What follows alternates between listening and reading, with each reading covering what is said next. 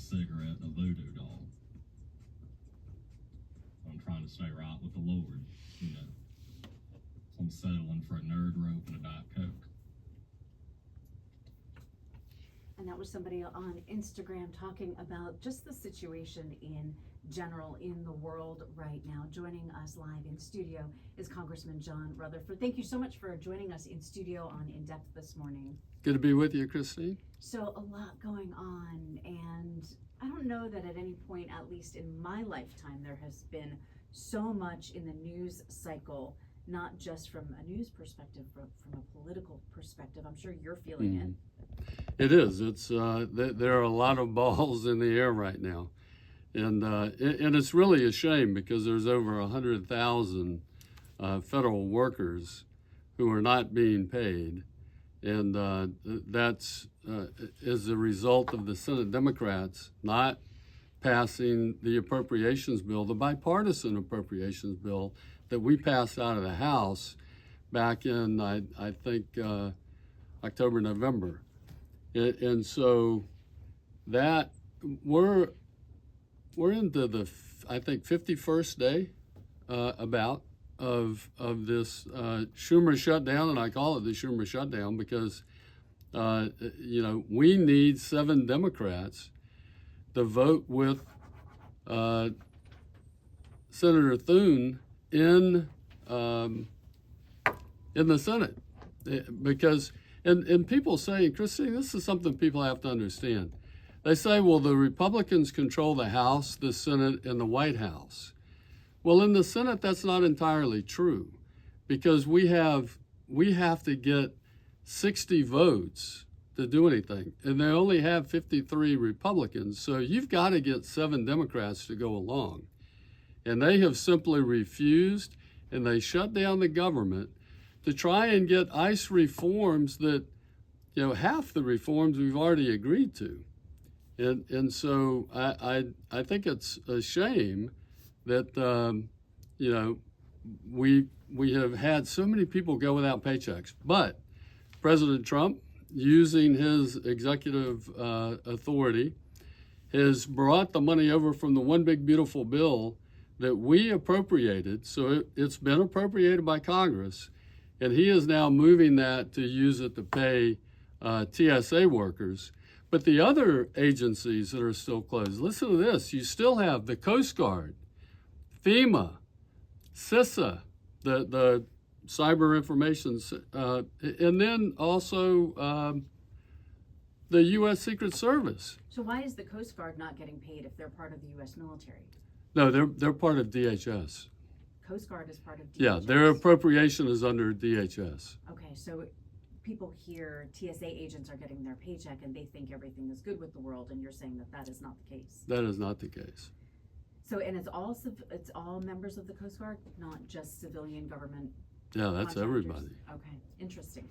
Is one of the reasons that the Democrats are holding back because they feel duped by what happened at the last government shutdown? Duped? I don't know what they feel. They say because they want these reforms for ICE. And we've agreed to give them the body cameras. In fact, Christine, the body cameras were already in the bill that we passed, the appropriations bill that we passed, that they voted against. Then they also want officers to wear identification on their uniforms. We certainly agree with that. We also masks. No, I'm fine with officers wearing masks as long as they're being doxxed by civilians. So explain what that means for people who don't know. Doxxed meaning held they're accountable, documented for those. Right, and so people find out where their family, what their names are, where they live, where their families live, and then they go there and harass them. So you're okay with them wearing badges and identification, but you think that they should be able to wear masks? Sure. Okay. I'm going to ask you to listen to a piece of audio. This is from Congresswoman Maxine Dexter and Congressman Jared Huffman, and I believe it was recently. They're talking about the Trump family profiting from some of the things that are happening right now in the world. Can you hear that okay?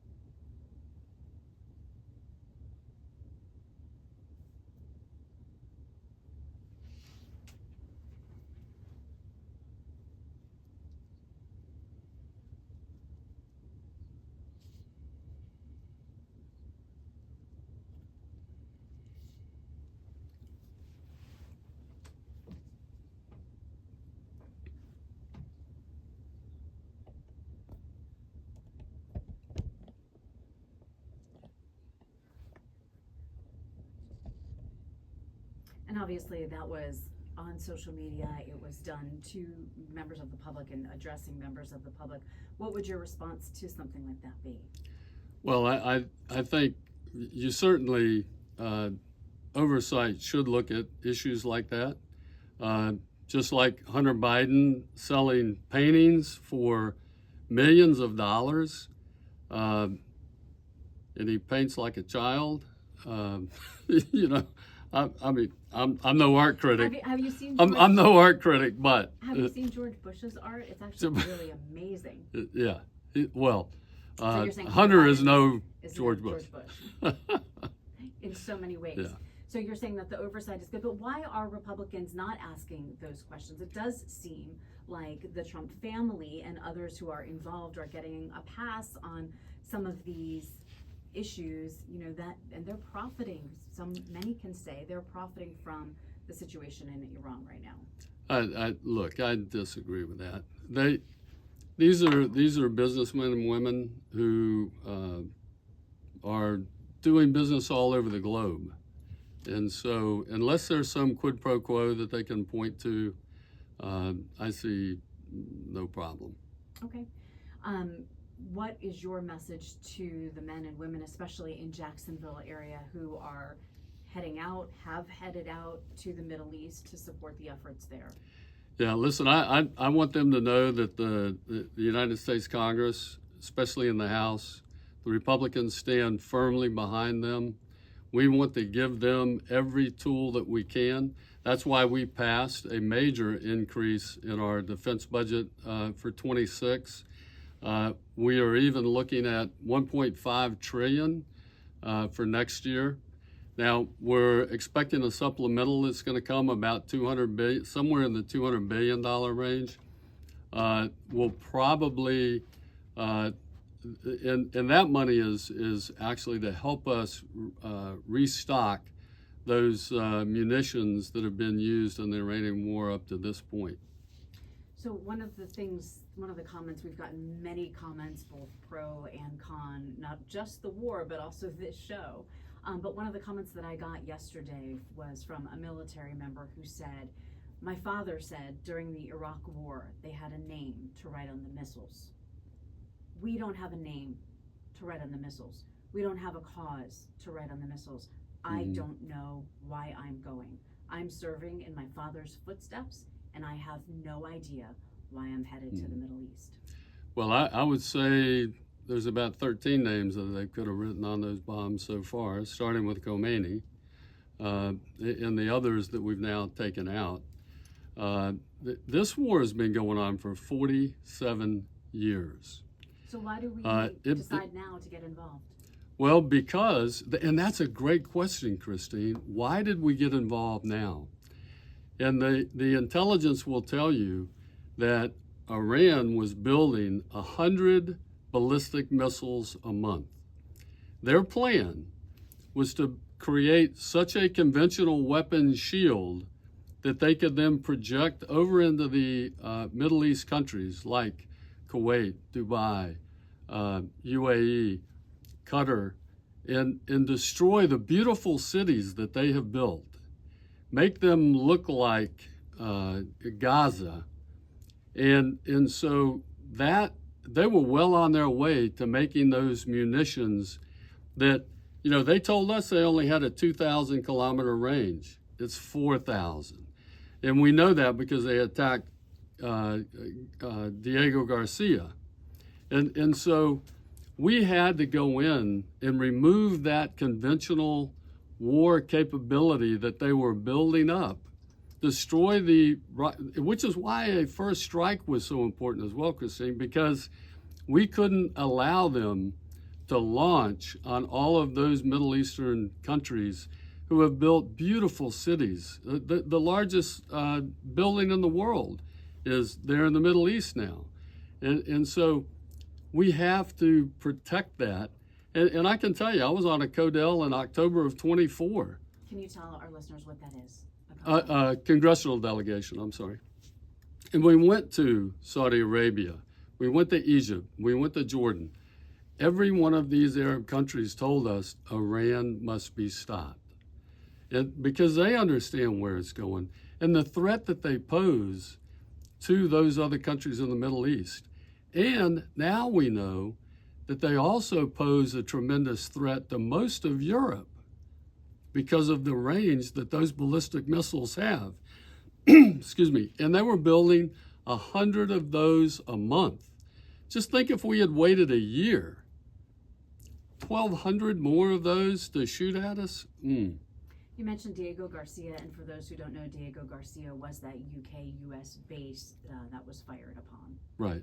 And it's been a UK-US base since the 1970s, I think. Yeah, south of the Indian Ocean there. So you mentioned the beautiful buildings and things like that, and that we're going to liberate the people of Iran from a despotic government. Right. What about those who say that we're despots, that we're destroying pieces of Iran right now, that we're hurting the Iranian people, and that we fired upon a school, and it looks like we knowingly fired upon a school, and if we didn't knowingly fire upon a school with little girls, then shame on our intelligence, because our technology certainly showed that it was a school. Listen, horrible things happen in war, and we need to look into that if that's in fact what happens, or what happened, whether we did it or they did it to their own people. They clearly have no compunction against killing their own people. I mean, they killed over 32,000 protesters, unarmed protesters in their streets. But in this particular case with the school, that's what we're protecting them from. But we know that we did it in this particular case with the school. The Well, U.S. did that. Okay. Horrible things happen in war. Do you feel that we're holding those in power, and I know that you are one in power, and I appreciate so much you being very candid in your responses, because these aren't easy questions, for sure. Yeah. Do you think that we're holding the people that we need to hold accountable? And I'll just point to, everybody has now seen the video of the two military helicopters, kind of giving a shout out to Kid Rock as he's, is that a good use of our military money, and should we be doing stuff like that? Look, we need to focus on the war, and that's what I'm concerned about. We've already lost 13 U.S. service members, another 300 plus that have been wounded. That's where my focus is, and we have to continue to support our military. We have to finish this mission, and the mission is, and I think the president's made it very clear, the mission is to go in and remove their conventional capabilities, military capabilities, so they can't build a nuclear weapon behind that shield in the threat of destroying all of those beautiful cities in the Middle East. And that was where they were headed. And that's why a first strike capability was so important, so that we could take those launchers out before they could be used against those countries in the Middle East. What do you say to those who say that this is all just a distraction from the Epstein Files? And I say that, yeah. I know as you roll your eyes, but I say that because there are videos, music videos, all kinds of things, propaganda coming out of Iran. And, the names that I was talking about being written on the bullets, and I'll say bullets, but it's really missiles. Yeah. Iran is doing that and putting, in honor of and naming the girls from the Epstein Files and naming the young women from the Epstein Files, putting Epstein on there, putting Donald Trump's name on those missiles. Yeah. They have a great propaganda system. They do, but it's firing because up their people. they've suppressed and oppressed their people for so long. They know how to do it very well. They know how to use disinformation. They know how to use propaganda. And that's their only weapon right now, because their military has been decimated, So obliterated, as the president likes to say. But what about the fact that people say that this is just a distraction from the Epstein Files? That's ridiculous. It doesn't even deserve a response. So do you think that we've gone far enough with the Epstein Files? Do you think we've been as transparent as we need to be? And by we, I mean you really in Congress. Yeah, look, it's a criminal investigation. It should be a criminal investigation. Involving the president? Involving whoever has been over there. I haven't seen anything linking the president to Epstein since he broke off friendship with him decades ago. But if the president... Before any of this came out, by the way. Okay. And if the president says that he didn't know that Epstein was doing this, do you believe him? Because... Yes. And here, well, no. I think he suspected Epstein was doing something. That's why he went to the FBI and told them about Epstein when he broke off his relationship with him, his friendship with him. Did he go far enough? If one is to believe that. So, and well, he gave it to the FBI. How much further can he go? I asked this question because I think that, and let's make sure that we get this straight. You're not a part of that. You're not a part of the Epstein Files. But part of me feels like if you went down to the island and you kind of sensed what was going on, you would have raised Cain about it. And I think he did. He reported it to the FBI. Okay. How many others did? Well, we don't know. President of the United States. Many others may have. Right. He wasn't president of the United States when he did that. No, but as president of the United States, one could argue that he could be doing more for transparency for the Epstein Files, and some would argue that he's thwarted the release of some of them. I mean, there's audio saying, do whatever you need to do to not get those files released, of the president saying that. But you're not a part of the Epstein Files. No. So, but as far as you're concerned, just for the record, you think that Congress is doing everything that it can do regarding the transparency. Right. We're not a criminal investigative body. Body. Okay. Right. And going into, as we continue this session, what for you are the highest priority items? We've talked about DHS. We've talked about the war in Iran. Yeah. Well, listen, I think the economy, obviously, moving forward. And I think, Christine, one of the most important elements that we are going to have to look at is affordable housing. And there are several ways that we can address that. One is through the 21st Century Housing Act that we passed. I think it's in the Senate. That piece of legislation looks at several different ways to reduce the cost of housing, particularly for young people trying to buy that first home. I know when I was young, my first home, my interest rate, I think, was 8%, 8 or 9%, which was high. But that was actually down from 12 or 14%, whatever it had been before. And but there was turnover of that housing that gave us the ability to move into a small home and then move up to a larger one and that kind of thing. I think the first thing we have to do is we need to look at insurance, homeowners insurance. We also need to look at mortgage insurance. I think that's an area. There's over $100 billion in their account at FHA. We need to look at how much we're charging for MMI, the monthly insurance for mortgage. Why are we charging $250, $350 a month for the average home, I think, when they have that much sitting in their account, and they're spending, I hear different numbers, we're researching it now, but somewhere around 500 million a year. That's all? And you need that big of a fund? No, I think we need to look at that. And the government ought not be making money off of mortgage insurance. Okay, that's a good point. I did just get something. I do want you to listen to this as well. We're going to head back to Iran for a second. Okay. If you can hear this audio.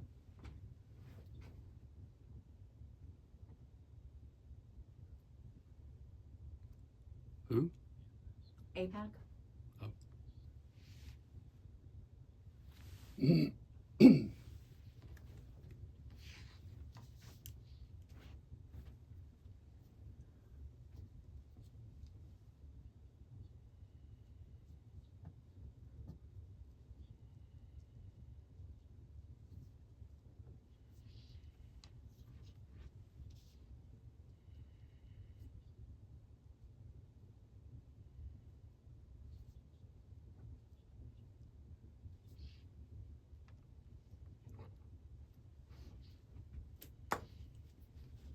Okay, I don't have time to play the whole clip, Congressman, but that was Michael T. Mhm. Lister. He's a former Marine combat pilot. And Sean Ryan, a former Navy SEAL. The congressman that they were talking about was Brian Mast of Florida, who was wearing an Israeli uniform in Congress. What is your response? You get money from AIPAC.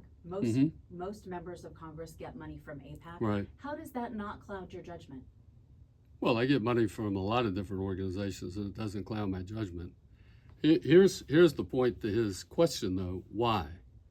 Why do we give this money to Israel?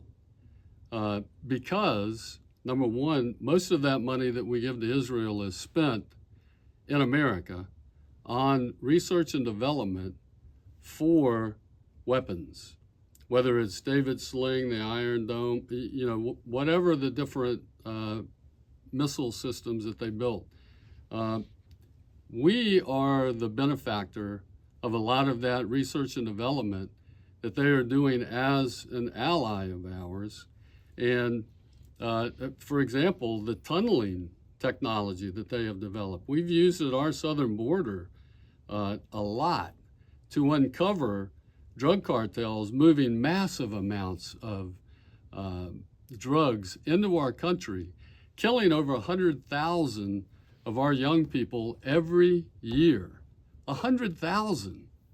And so, yes, we give them a lot of money, and they spend a lot of it on research and development that we are the benefactors of, and they are also the greatest ally democracy that we have in that area. That's why it's so important that Israel survive and be strong militarily, because there are those in their neighborhood that want to wipe them out, from the river to the sea. And so I support them 100%. Because we need that kind of ally in that region of the world. So I think in 2024, I think they gave you about $10,000, and let's be honest, that's really just kind of a drop in the bucket. Would you ever say that you wouldn't accept money from AIPAC? No, well, unless they did something crazy, but no. Okay. Not at this point, certainly. I'll give you the last word. You have been so gracious with your time and with your patience with my questions, and we've blown through a break, so Scotty's going to have to make up time, and Brian Gilmeade might be mad at me, but it wouldn't be the first time. So parting comments. Yeah. My parting comments would be this. Look, first, our condolences to those 13 families who lost service members, and the 300 that were wounded. Even though most of them have gone back to work, that is a traumatic event to go through. I want our military service men and women to know that we support them 100%. We're going to do everything in our power in Congress to make sure that they have the tools to be successful in this mission. I also want our Homeland Security agencies, all of them, to understand that we are doing all that we can fighting back against this Democrat shutdown, so that they can get paid, so that they can do their work. Christine, we have got to prepare for FIFA, for American 250. for the next NFL season, because Do most drones, Americans care about that though when gas is over $4 a gallon? they better care. You have to look down the road. No, well, the gas will fix itself once we open the Strait of Hormuz. And that's also, by the way, a commodity. And so it's not driven by a real lack of or shortage of oil. We have no shortage of oil in America. It's a commodity. And so they set the price. Now, when we open the strait back up, it'll come right back down. But I want these folks that are going without paychecks to understand we're doing all we can to get this entire government fully funded, and we have got to find a way to stop these shutdowns. You cannot govern this way, and I think the best way to do that is for the Senate to get rid of the cloture rule, that 60-vote rule to break a filibuster that's not really a filibuster because they don't have to control the floor. Go back to a standing filibuster, and then the Republican majority in the Senate can actually control the Senate, because right now we don't control the Senate. 7 Democrats control the Senate. And until we get, and we can't get their assistance. So we need to jettison that cloture rule and go right to a simple majority in the Senate. And I'm calling on Senator Thune to do that as quickly as possible.